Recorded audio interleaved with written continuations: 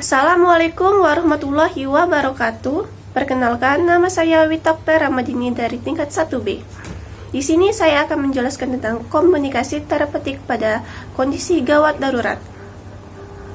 Adapun pokok pembahasannya yaitu pertama, perspektif keperawatan terhadap kondisi gawat darurat. 2.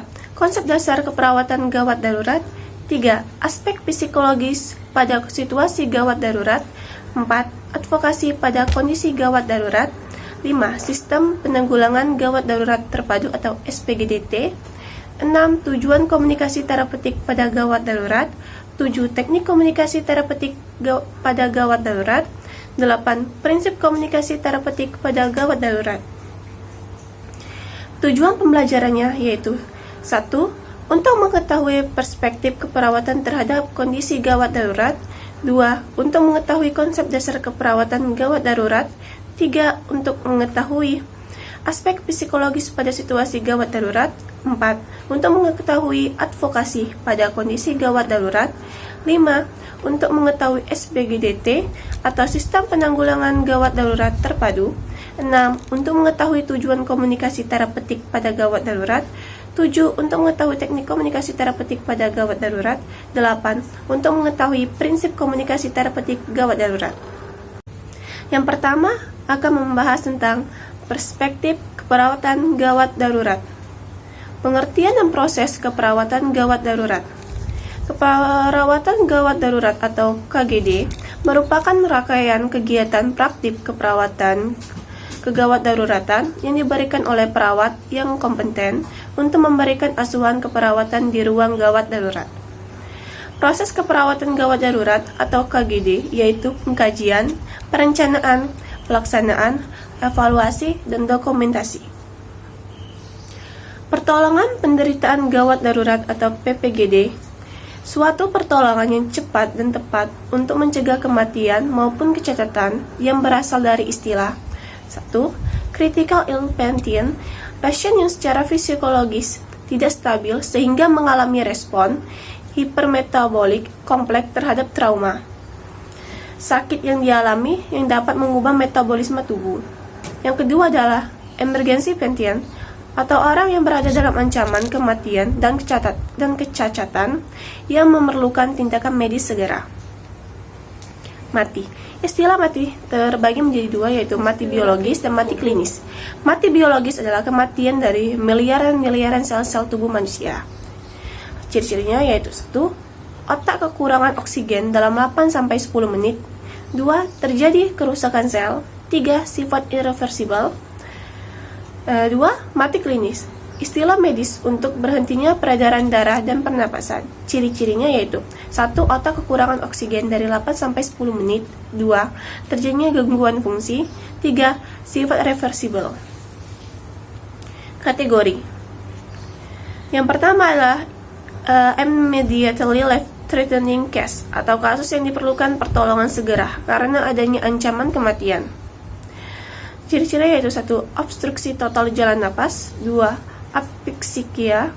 3. Keracunan CO. 4. Tension pneumotoraks. 5. Henti jantung. 6. Tamponade jantung.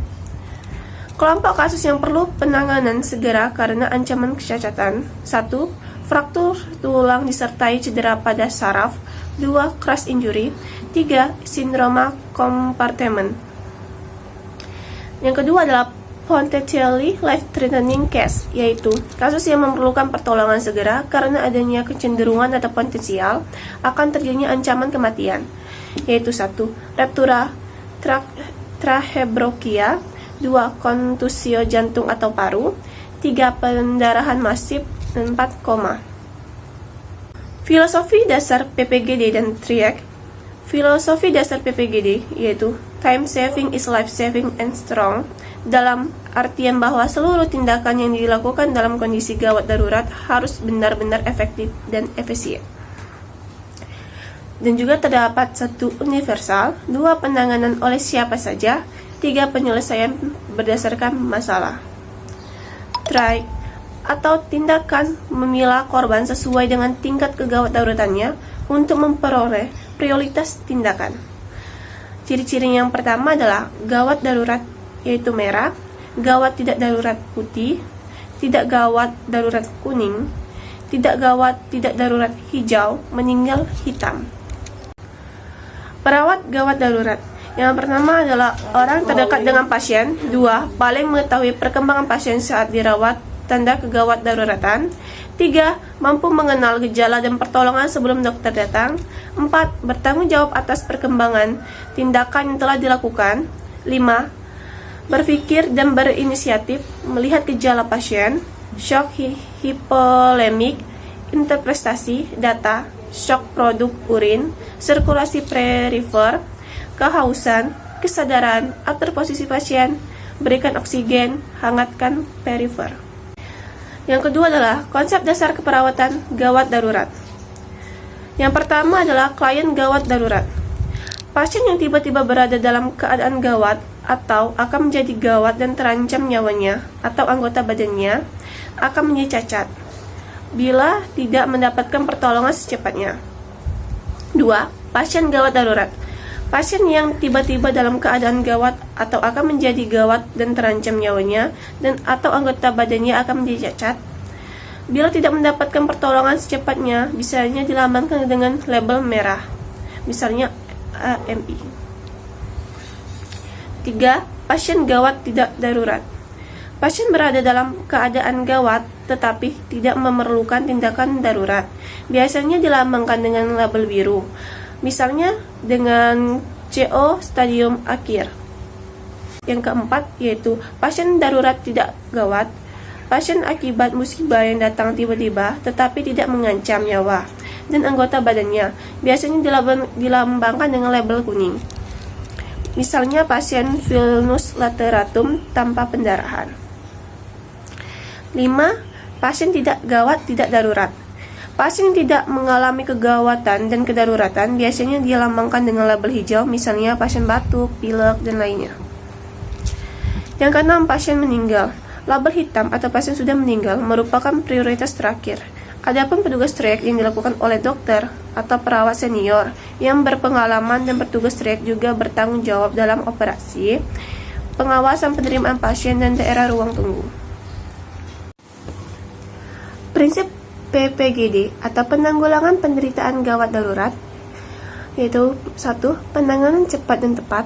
2. Pertolongan dilakukan oleh siapa saja yang menemukan pasien itu, baik awam, perawat, ataupun dokter. Tindakan meliputi 1. Non-medis, cara meminta tolong, transportasi, menyiapkan alat. 2. Medis, kemampuan medis yang berupa pengetahuan maupun keterampilan, BLC atau ALS. Lingkup PPGD. 1. Melakukan primary survey tanpa dukungan alat bantu diagnostik, kemudian dilanjutkan dengan secondary survey.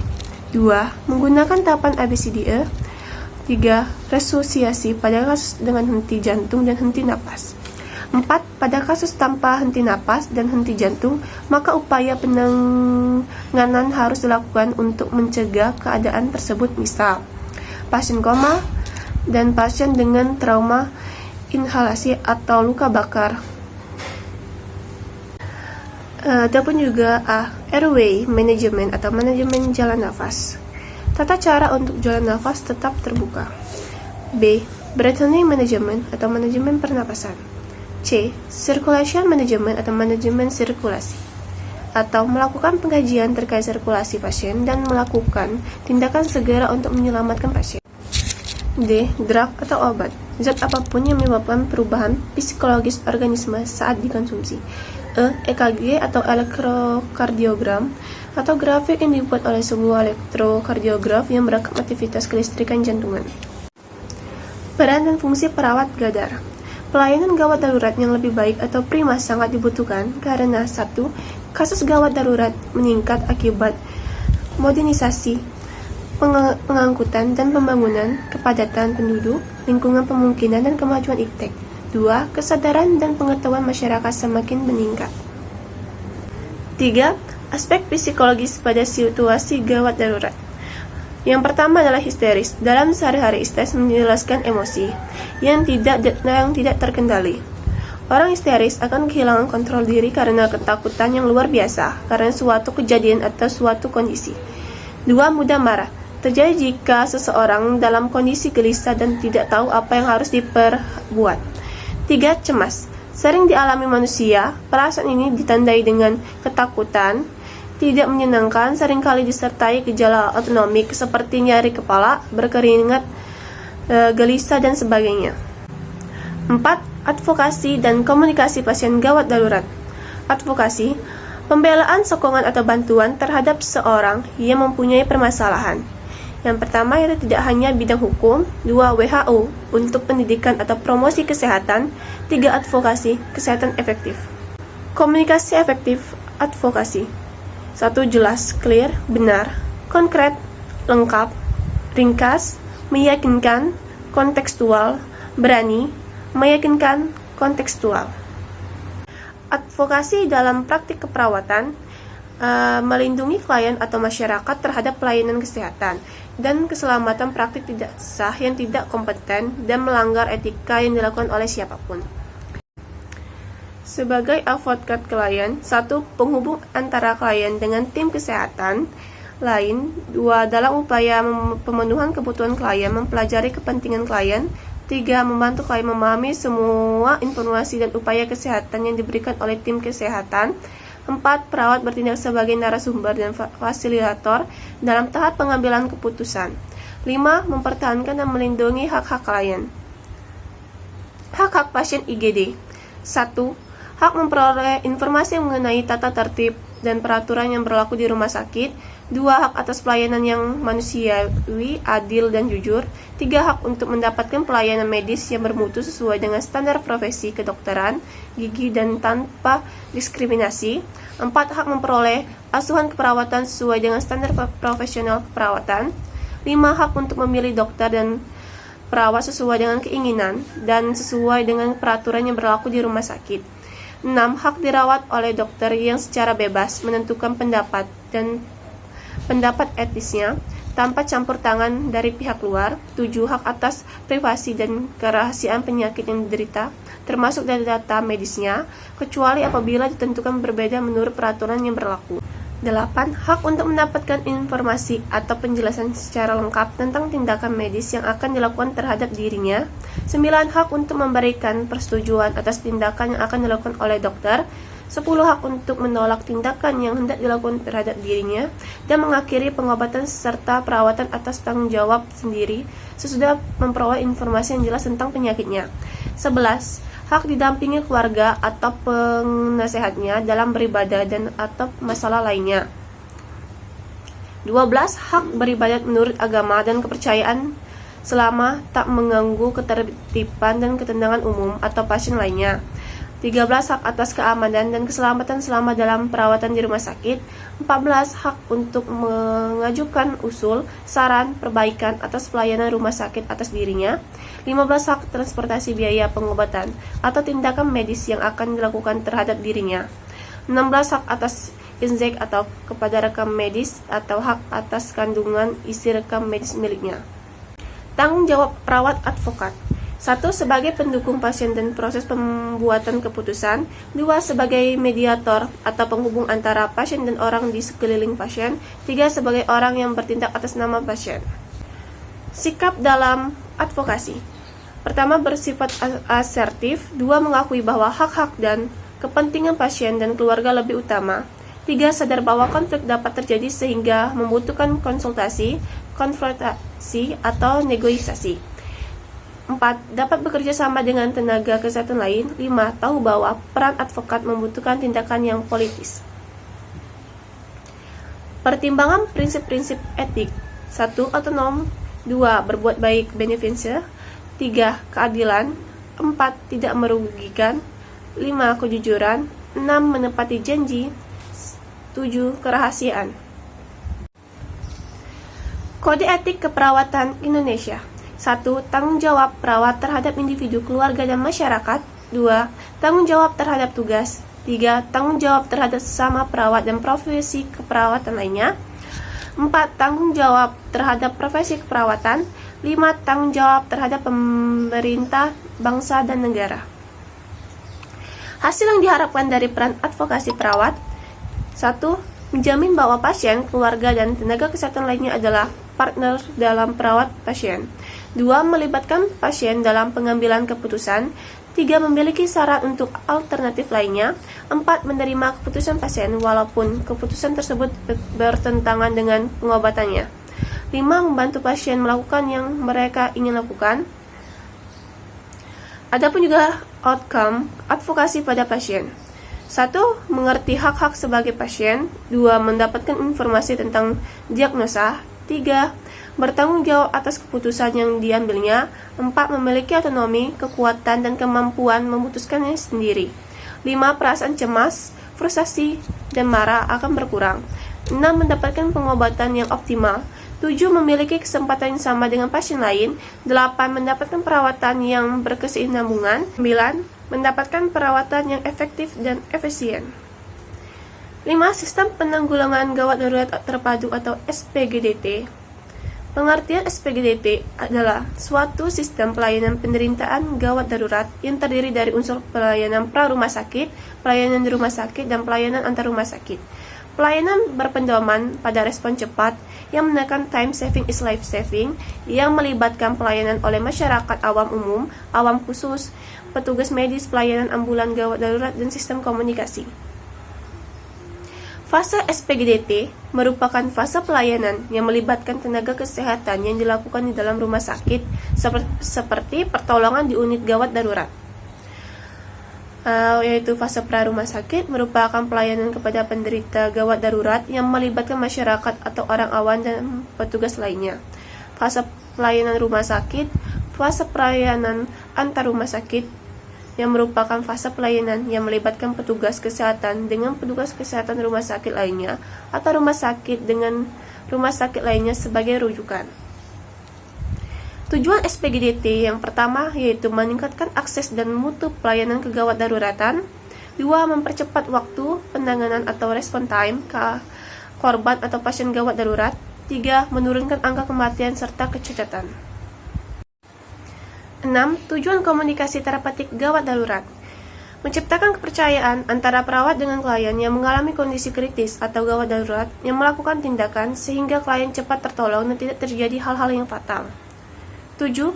Teknik komunikasi terapeutik gawat darurat, yaitu 1. Mendengar aktif, 2. Mendengar pasif, 3. Penerimaan, 4. Klarifikasi, 5.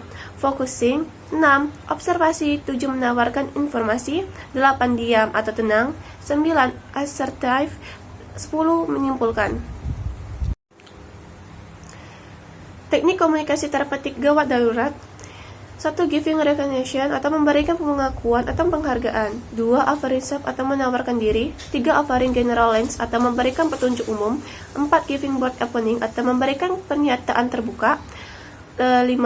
Placing the time in time atau mendapatkan urutan dan waktu. 6. Focusing doubt atau menyelipkan keraguan. 7. Presenting reality atau menghadirkan realitas atau kenyataan. 8. Exploring atau eksplorasi. 9. Restarting atau mengulangi. 8. Prinsip komunikasi terapeutik gawat darurat. Yang pertama adalah caring atau sikap pengasuhan yang ditunjukkan peduli dan selalu ingin memberikan bantuan. 2. Empati, merasakan perasaan pasien. 3. Respect, hormati keyakinan pasien apa adanya. 4.